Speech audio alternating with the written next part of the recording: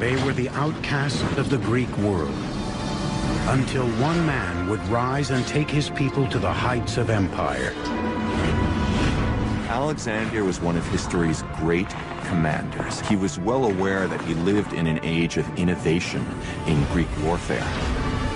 Alexander the Great employed the latest technology to conquer civilizations, transforming the lands from Egypt to India into a new Greek world. Greeks have conquered the known world, so they're exporting their way of life because they think it's the best way of life. It's the best way that any human can live. But there are no kingdoms without a king, and with Alexander's swift and stunning demise, his empire would crumble almost as quickly as it was built.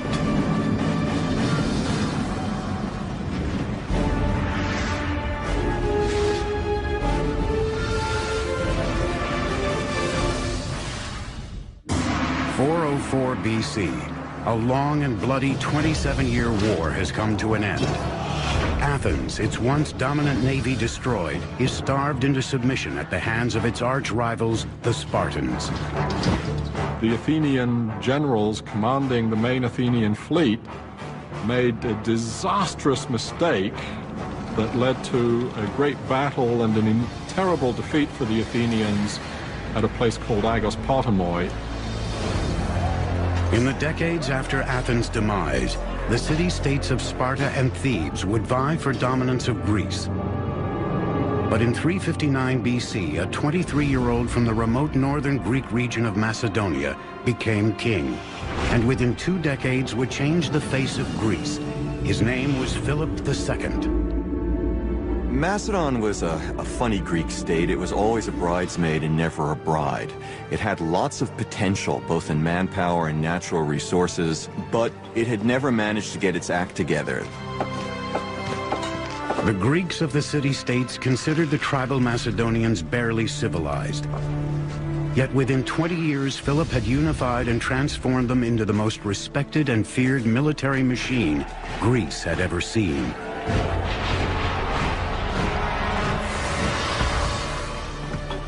Philip built Macedonia on 2 fronts, diplomacy and strength.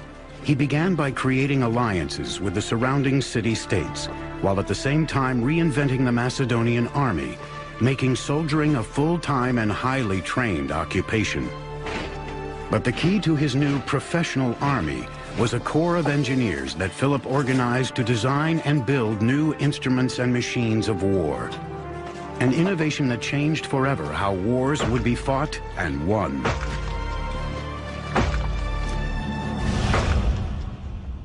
The Macedonians were not considered real Greeks by the Hellenic city-states. They came from a tribe called the Macedoni, and they'd been fighting barbarians for so long that they were considered barbarians themselves. However, Philip II was no barbarian. Or if he was the most brilliant barbarian the world had ever seen. Hello, I'm Peter Weller. The pillar of Philip's military strategy was his combination of cavalry with infantry, and the pillar of his infantry was a formation called the phalanx, a rectangle group of foot soldiers that traveled very lightly at a marching speed few other armies could equal. The phalanx had been a part of Greek warfare for hundreds of years. Now Philip would infuse it with a weapon never before seen on the battlefield. The innovation that Philip did was changing the shape of the phalanx and introducing this long weapon called the sarissa. So the phalanx became like a huge tank. The sarissa was a nearly 18-foot-long spear that could devastate an enemy before its soldiers could use their swords or shorter spears in a counterattack. Basically, you plant the head of your pike against the guy and push him back. And the effect is a little bit like, you know, when a kid tries to attack him and you put your hand on the kid's forehead and his little fists are swinging like this, but they can't reach you. That's what the pike enables Philip's infantry to do. Well-drilled, well-disciplined, and well-equipped soldiers gave the Macedonian phalanx the upper hand against traditional battle tactics. But it would be engineering technology that would ultimately make Philip's armies invincible. For much of their military history, the Greeks were not particularly good at siegecraft. Beginning around 400 BC or shortly afterwards, the Greeks begin to take a quantum leap. The bow and arrow had been an instrument of warfare for thousands of years, but the bow's power was limited to an individual and the strength of his arm. One of the ancient Greeks' first innovations in military engineering was in designing a bow that harnessed more power from the entire human body than from the arms alone. The earliest weapons of siegecraft that the Greeks developed are essentially crossbows, and they're called belly shooters, gastrophetes. You had a much bigger thing that had a kind of U-shaped element at the end that you pressed against your abdomen, and then you drew back the bow with both hands, pressing it with your torso at the same time, so you could create a much greater force of tension. The gastrophetes was a deadly improvement over the bow and arrow, but to truly overcome the armies of the world, Philip needed more power. In order to do even more damage, they need to come up with yet another generation of weapons. They need to invent what we might call the torsion catapult. The torsion catapult basically creates springs by twisting sinews, or in some cases horsehair, or in emergencies even human hair. You create thick ropes of them and then twist them together. Greek engineers designed a device that acted as a belly shooter mounted on a platform. They called it the oxybeles, or bolt shooter. Instead of using the body for power, the torsion created by the oxybeles came from twisting ropes to an explosive level of tension. There's an enormous stored force because the sinews want to spring back and release that tension, but they're held. And inserted into this spring is a bar, and you then pull that bar back, increasing the already great tension, and then when the bars are released, they spring back with enormous force and rapidity compared to the old bow flexion system. Distance no longer protected enemy soldiers from a sudden and bloody death. When fired, the oxybeles could pierce the shields and armor of an enemy nearly a quarter of a mile away, giving birth to a term that we still use today, catapult. The neat thing about the word catapult is that it means skin penetrator. You can see our word pelt, like an animal skin, in the Greek catapult, goes through the skin. With his weapons of war, Philip was unstoppable against the other Greek city-states. By 338 BC, Philip's victory over Athens and Thebes made him the undisputed master of Greece. But it was Philip's actions after the battle that would indicate how the Macedonians would rule the lands they conquered, despite their barbaric reputation. Philip and his son Alexander, who was only 18 years old, defeat a coalition of Thebans and Athenians at the Battle of Chaeronea in 338 BC. And then Philip does a remarkable thing. He lets all the Athenians go back home. Then he calls together a council at Corinth, invites all of the city-states. He's got to cloak his power in some sort of diplomacy. And he tells all the city-states, you can groove. It's all going to be the same as it was before. He could have scorched the earth, just like Genghis Khan a few centuries later, but he didn't. Why? We've got to remember that the Greeks thought of the Macedonians as no better than a bunch of thugs. And the Macedonians didn't care much for the Greeks either. But Philip had had his taste of the Hellenic ideal during his time at Thebes. And as a king, he invited Greek philosophers and teachers to come to Macedonia. His entire court spoke Athenian Greek. Philip didn't want to destroy Greece. He wanted to be Greece. He was like the nerd at the back of the class who wanted to join the frat party, become one of the cool guys, albeit a little bit tougher. In his moment of triumph, led by Macedon, he was preparing to carry out his life's ambition, which was to invade the Persian Empire. He would never get there. Philip would meet an untimely demise at the hands of the ultimate insider. Just before Philip began his Persian conquest, he held a public celebration. as he marched alone ahead of his entourage to prove he had no one to fear. A bodyguard suddenly rushed forward and plunged a dagger into his chest. The man who had put Greece on the map was dead at 46. Was he a lone assassin, or was there a bigger plot? We can never know for sure, because while the assassin was trying to escape, he was mowed down by Philip's guards. Philip's dream of dominating the Persian Empire would not die with him, but only gather strength with the emergence of his son, a 20-year-old named Alexander. It was Alexander who would use Philip's army, engineers, and technology to far exceed even Philip's wildest ambitions, transforming the world into a Greek one. Marriage was a key component in Philip's diplomatic strategy. Of his 7 wives, only 1 was a Macedonian. In just 20 years, Philip II had transformed the Macedonians into a mighty army and became the absolute master of Greece. But Philip's assassination in 336 BC cut short his ultimate ambition and self-proclaimed destiny: to invade Greece's age-old enemy, Persia. Philip had conquered Greece. Now it would be up to his son to conquer the world. He was a man who became known throughout history as Alexander the Great. Alexander was one of history's great commanders. He was absolutely brilliant on the battlefield. True enough, he inherits a great military machine, but he has to get the credit for leading this machine at a very young age. Philip had laid the engineering groundwork for conquest. Now it was time for his son to finish the job. In 334 BC, Alexander led his Macedonian army of over 35,000 soldiers into battle against the Persian Empire.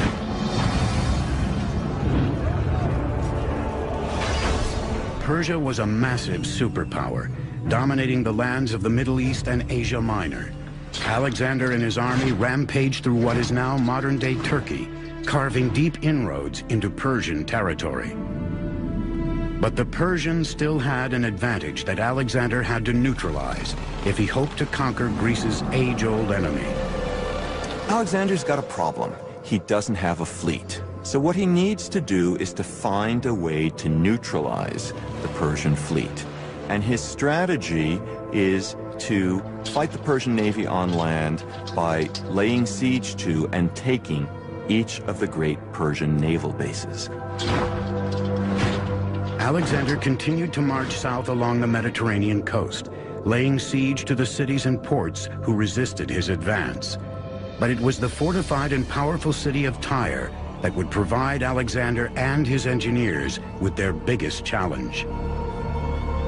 Tyre, in antiquity, was an island, a small offshore island. The city actually lay on an offshore island, and that made it relatively impregnable in the eyes of the Tyrians themselves, since they had a great fleet. All of that changed in the late 4th century. At first, Alexander tried diplomacy.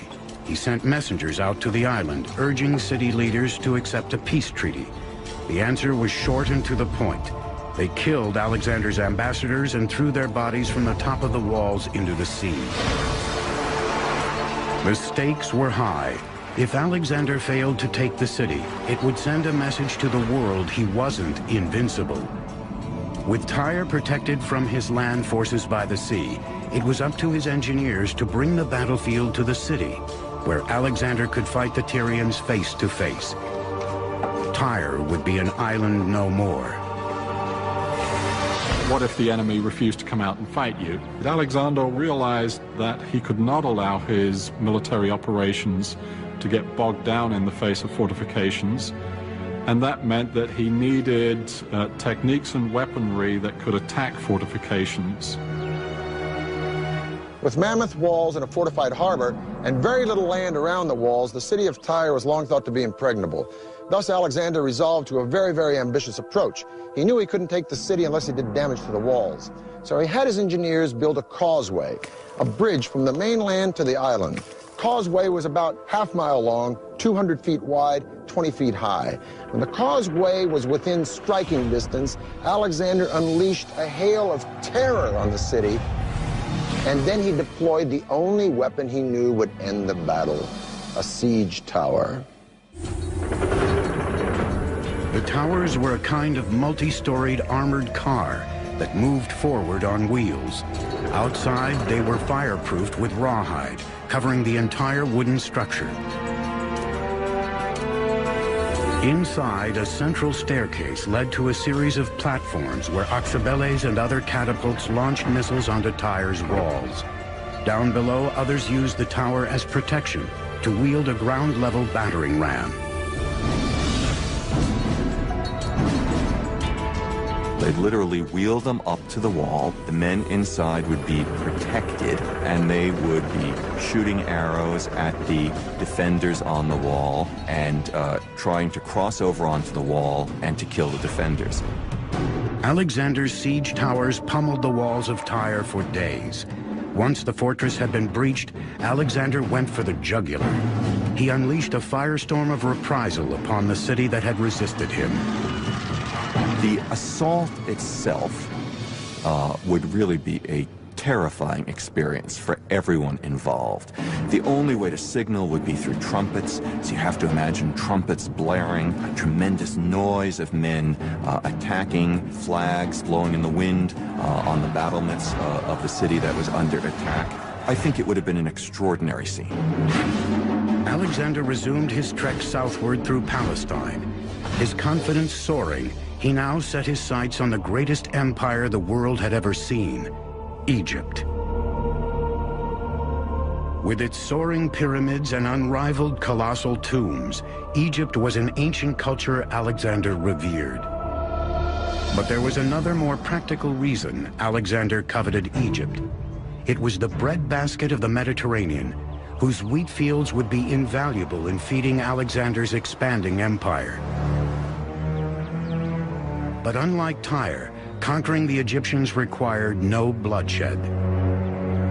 Alexander entered Egypt as a liberator and as a figure of extraordinary powers.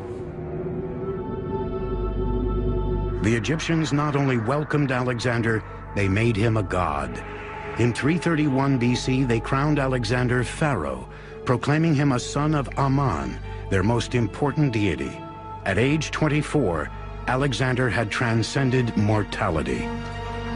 One can imagine that someone to whom extraordinary things happened, to whom all doors seemed to open themselves magically, to whom every endeavor was rewarded with victory, would think, well, perhaps I am, in some respect, a god. And I think that Alexander really did think this. He wasn't just pretending.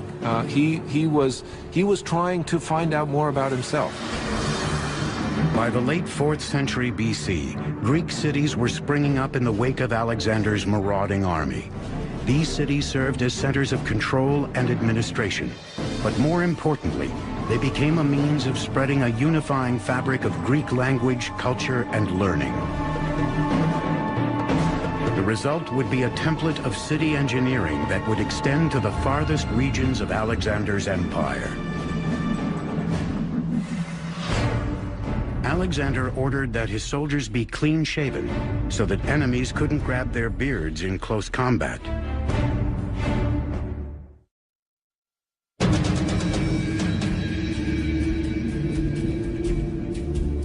By 325 BC, Alexander had extended his borders almost 3,000 miles from Greece in the west to modern-day India in the east. Alexander's army may have been a wrecking machine, but the legacy his empire left in its wake was a new Greek world. Alexander's strategy for ruling conquered nations included both accommodation and assimilation. He often left soldiers behind a vision of ideals that formed a hybrid culture that became known as Hellenism. So definitely there are striking parallels with what's going on today, in our today era of globalization. Today we have a common language, which is English, is the language of trade. After Alexander the Great, you have people who have adopted the Greek customs and the Greek language.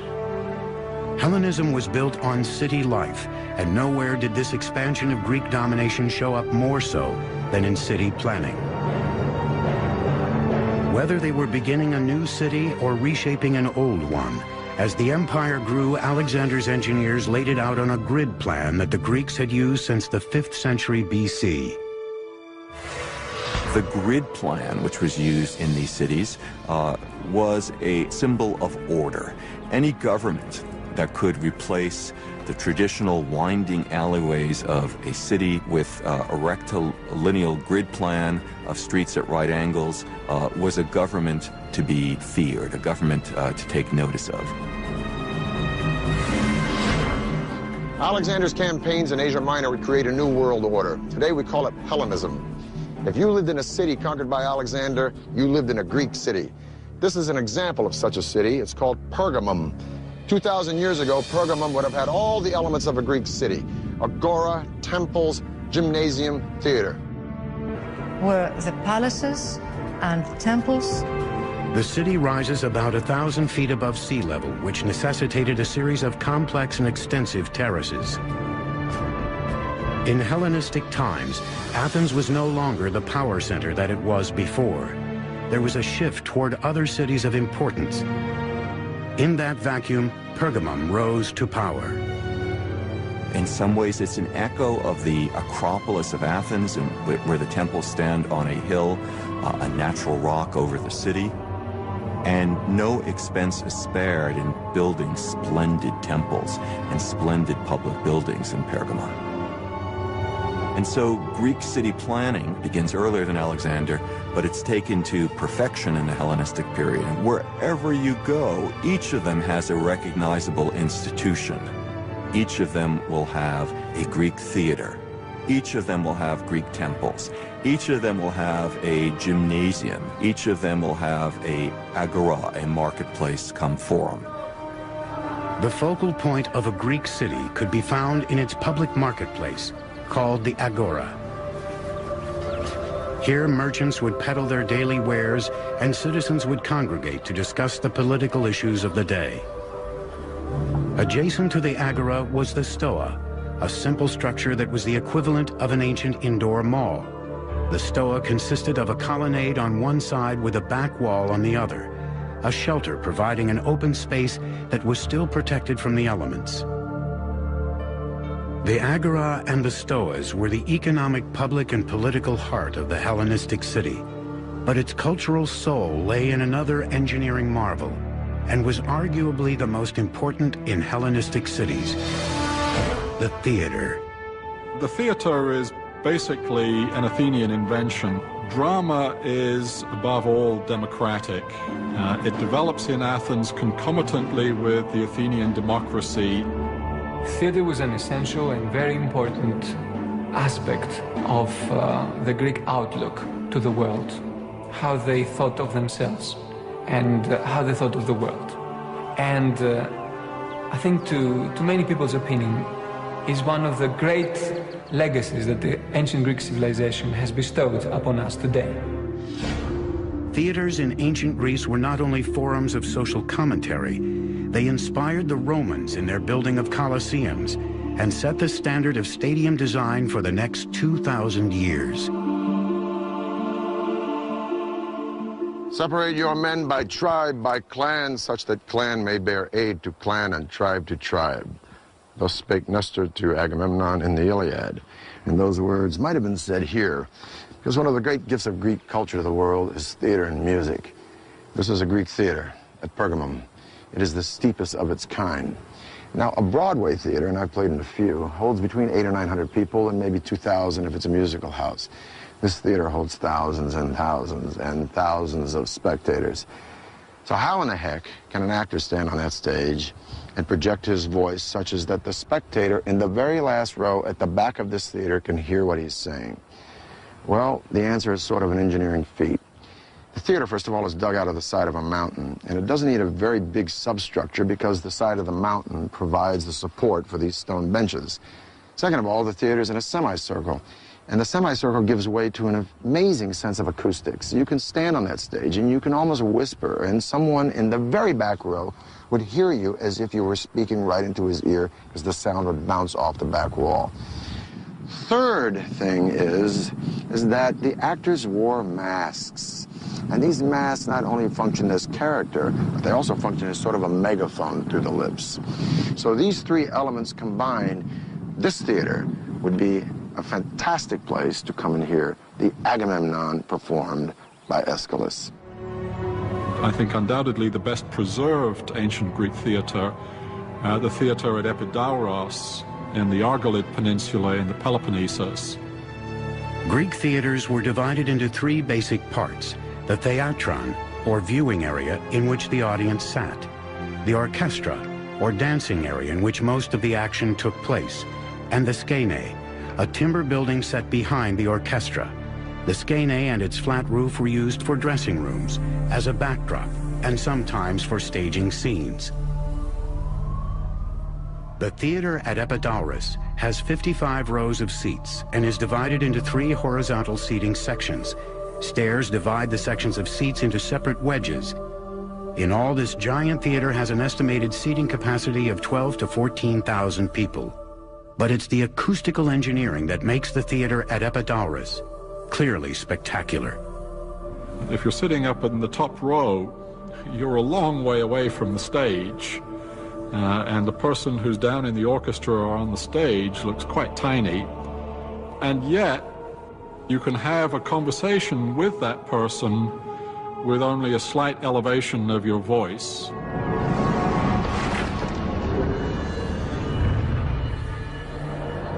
In just 10 years, Alexander had set the stage for Greek culture to dominate the world. But empires and their leaders eventually fall. Alexander was no exception.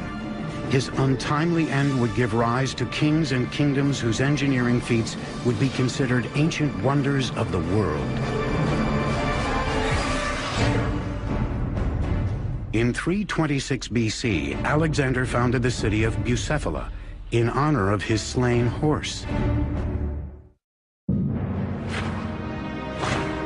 By 323 BC, Alexander had forged an empire that spread from Greece in the west down through Egypt and to India in the east. His conquests hinged on his army's use of advanced technology, but they also depended on Alexander's legendary ability to command the loyalty of thousands of men. But after 13 years and thousands of miles of constant warfare, that loyalty was stretched to the breaking point. His troops, their loyalty finally was used up. They rebelled against him, they refused to go further, and he had to turn around. While returning from India, Alexander was preparing to consolidate his empire when he was struck by a mysterious illness. No one knows exactly what it was that killed him, whether it was an infection, whether it was the result of a very hard life as a soldier in which he was wounded in battle, these extraordinary travels in which he, according to legend, subjected himself to the same hardships as his soldiers. One of the stories is that he essentially drank himself to death. There was always intrigue at the Macedonian court. Alexander's father had been assassinated. Is it possible that he was poisoned in some way? Those are questions we can't answer. On June 10, 323 BC, just 1 month shy of 33 years old, the most powerful man on earth was dead. Now the stunning rise of his sudden empire would be matched by its spectacular and bloody fragmentation. A power struggle between the regional commanders quickly ensued to fill the void left by Alexander's death. These generals and their heirs carved out vibrant Hellenistic kingdoms and for generations fought a continual battle for dominance. The land of Egypt would fall to Alexander's general Ptolemy, who had been left to oversee the wealthy territory on the Nile. Ptolemy would shape a kingdom that combined Greek and Egyptian culture into a dynasty that would last for almost 300 years. Ptolemy I was a man who had made a career as a military commander and advisor under Alexander. What he therefore wanted was as rich and secure a portion of that empire as he could get. Egypt was the crown jewel of the Mediterranean. Its surplus of grain meant that a windfall awaited Ptolemy as ruler of the breadbasket of the ancient world. Ptolemy's plan was to ensure his legitimacy both as Egypt's king and also true heir to Alexander. Macedonian tradition held that the one who buried the body of the king secured his rights to the throne. So Ptolemy hijacked the funeral procession of Alexander and brought the mummified body to Egypt, where it would eventually rest in Alexandria, the same city Alexander himself had founded 15 years earlier. Under Ptolemy, Egypt would grow to be a powerful kingdom, and Alexandria would transform itself into the intellectual and scientific capital of the Greek world. He wanted it to be a city that joined with Greek culture and used both Greek and Egyptian technological know-how to build a new Athens, if you will. Alexandria lies on Egypt's coastline, and an easily accessible harbor would be vital for sustaining trade with other cities around the Mediterranean. To that end, Ptolemy ordered one of the most ambitious engineering projects ever seen, the world's first known lighthouse. During the night, it's shown to a great distance, and ships can actually see it from many, many miles away. And during the day, there was smoke coming out of it, so it was still very visible. It must have been a formidable thing to behold. At the time, only the Great Pyramid at Giza was taller than the lighthouse. Legend says it stood 300 feet tall, comparable in size to the Statue of Liberty. Some estimates claim the lighthouse may have stood as tall as 450 feet. How the lighthouse was built remains a mystery, but 25 miles from Alexandria, a funeral monument stands that researchers believe is a scaled-down replica of the actual lighthouse. Based on that model, it appears the lighthouse was constructed with 3 separate and distinct levels. The lower level was square, the one above was octagonal, and the final one was cylindrical. And on top, there was the beacon. From the top of the lighthouse, a strong and steady beam of light emanated out into the sea. Scholars believe wood was most likely the lighthouse's fuel, and that the lower section housed a spiral ramp large enough for pack animals to climb, pulling carts laden with firewood. The ramps may have led to a series of storage rooms where the firewood was kept. From the second level upwards, a shaft with a dumbwaiter was probably used to lift fuel up to the top. There are stories about mirrors and devices that could amplify the light of this fire so that it could be seen from miles and miles away, but there's no real evidence of such a thing, and there are quite a few scholars who believe that it was just a normal beacon, it was just a big fire and nothing more. The lighthouse stood for almost 1,600 years, battered by storms, tidal waves, and even earthquakes. Then around 1300 AD, massive quakes brought that ancient wonder of the world crashing down for good. For nearly 700 years, the lighthouse lay buried underneath the waters of the Mediterranean. Then, in 1994, a team of divers and archaeologists uncovered massive stones in Alexandria's harbor, revealing what may be the foundations of a guiding light in engineering history. Jean-Yves Empereur, a well-known French archaeologist, started a very, very important series of underwater research. He is finding members, architectural members of the pharaohs, so there might come a day when it may even be restored. Beneath the waves, archaeologists documented pieces of stone that weighed more than 70 tons, including one piece that was believed to be the lintel of the lighthouse's massive doorway. But the lighthouse would not be Ptolemy's only engineering marvel in Alexandria. As the lighthouse rose above the skyline, he launched another building project, one that brought the greatest minds in the world to his cosmopolitan city. It was called the Great Library of Alexandria, a place that claimed to have over 200,000 scrolls dedicated to knowledge and learning. It was here that one engineer would harness the power of steam 1,700 years before the world ever imagined a locomotive. It was in Alexandria during the reign of Ptolemy II that the Hebrew Bible was first translated into Greek.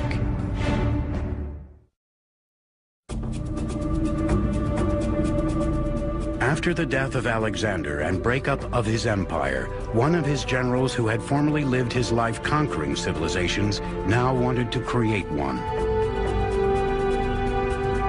Ptolemy's infusion of Greek culture into Egypt's wealth and prestige would lay the foundations for a new kind of city, one that would become the greatest and most cosmopolitan in the ancient world, Alexandria. It's the city of the world. And as such, the kings, the Ptolemean kings of the new kingdom of Egypt, created something that's completely new in the known world.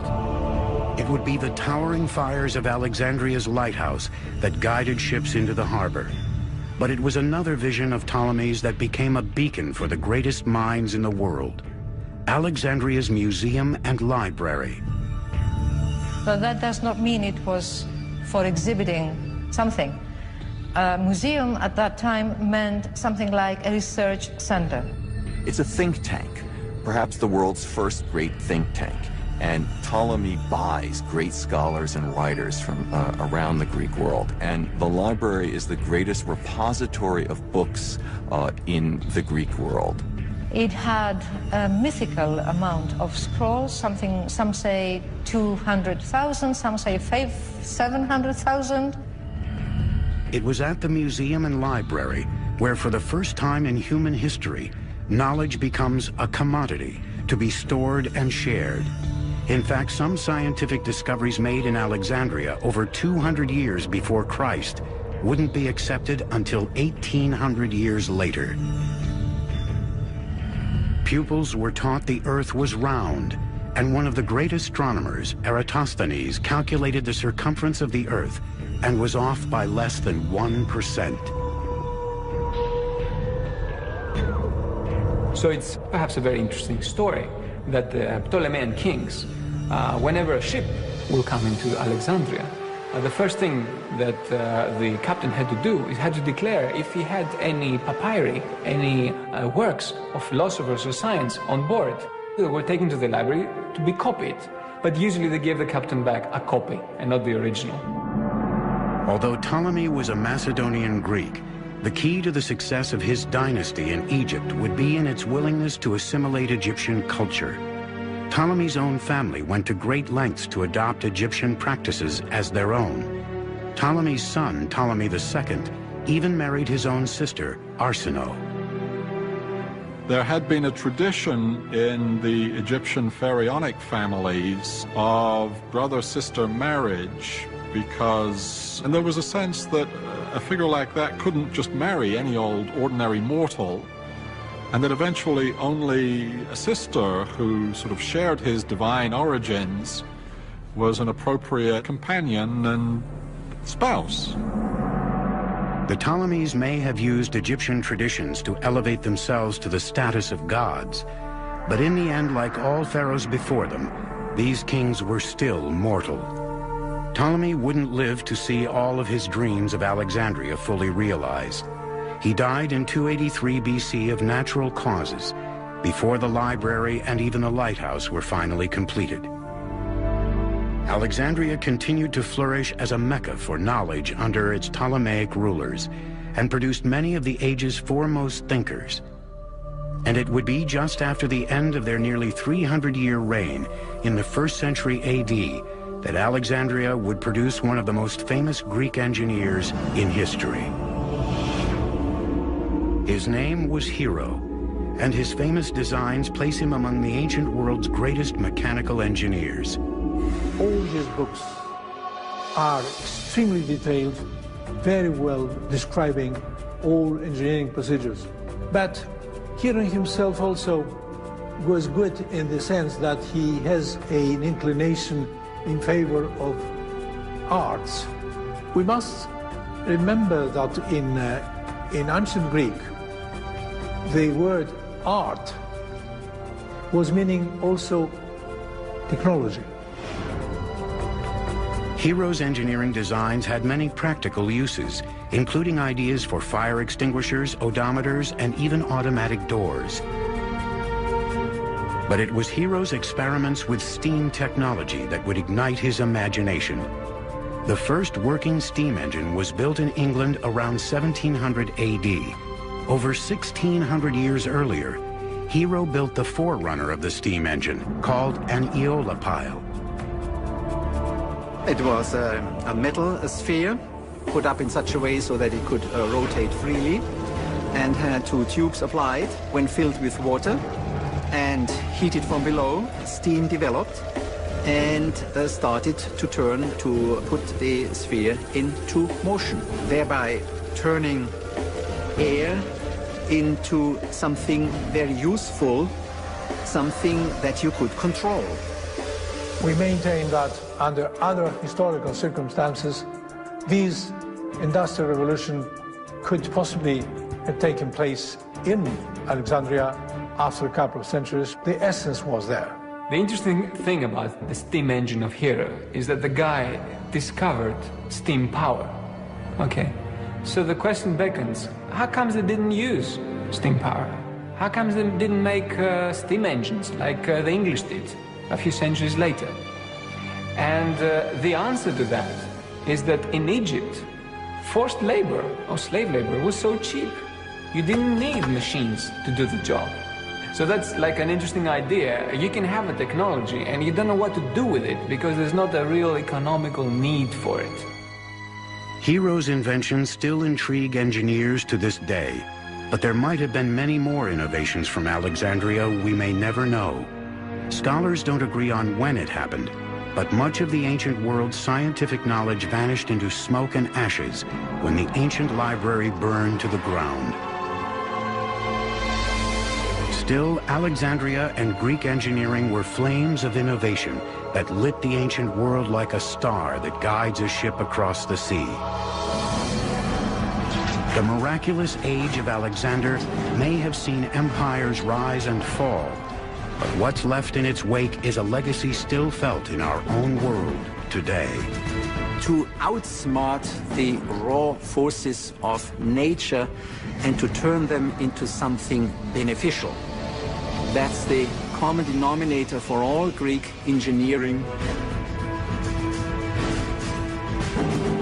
Alexandria was no doubt the pinnacle of Greek mathematics and engineering, with its fantastic library that sadly went up in flames, and the tomb of a man who not only conquered the world, but showered it with Hellenism, the passing of ideas and ideals, the culture and values of Greece.